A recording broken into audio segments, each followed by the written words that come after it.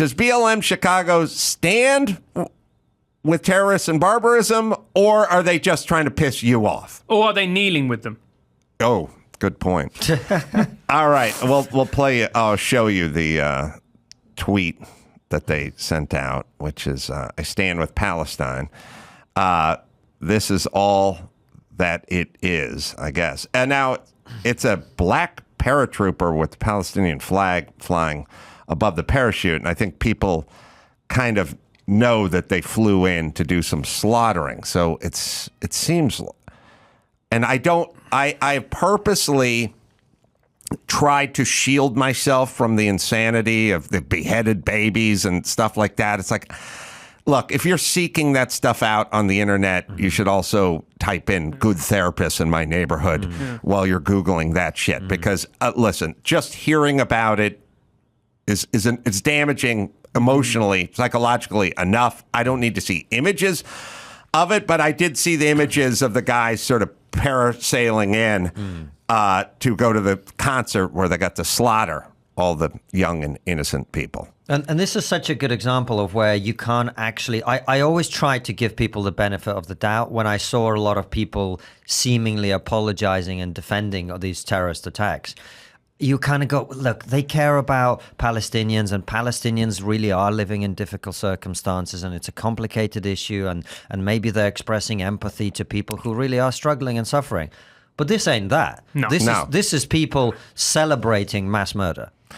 Well, also, it suggests that your mindset, BLM, is if people are being oppressed and cultures are being destroyed, like Palestine, then it's within your rights to slaughter the oppressor.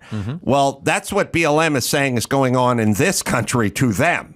Yeah, and they've been saying it openly this week. This is what decolonization looks like. Right. And at the same time, they will tell you that the Arab countries around Israel, they don't want to they don't want to kill the Jews. No, they just care about Palestine. Well, if this is what decolonization looks like, it seems to me there's a contradiction there. And you know what I thought when I saw this? I'm like, yeah, maybe they weren't the good guys. BLM? Yeah, maybe they weren't the good guys. Maybe they weren't. Maybe they weren't. But they've helped so much. They've done so much for the black community. Well, some of them have very large mansions now, so they've helped a few black people. It's been great. They've been taken out of poverty into a mansion. That's the American dream, Adam. Not to defend BLM, but as a longtime resident of Southern California, when you watch the news and they go, these BLM guys, they bought a mansion for $3.2 million in Topanga Canyon. I'm like, that's 2,200 feet. Yes, there's places in Georgia where you get a fountain and some acreage with that. Not here. No, that just gets you onto the property ladder here. Yeah. Yes, it's a ranch house from the 50s with no central air. So, again, far be it for me to defend them, but let's be accurate. Yeah. So you wonder, back to BLM and many of these other organizations, is the plan help people or is it just burn it down? I think, you know what's very difficult to do? It's to build something. You know that, Adam.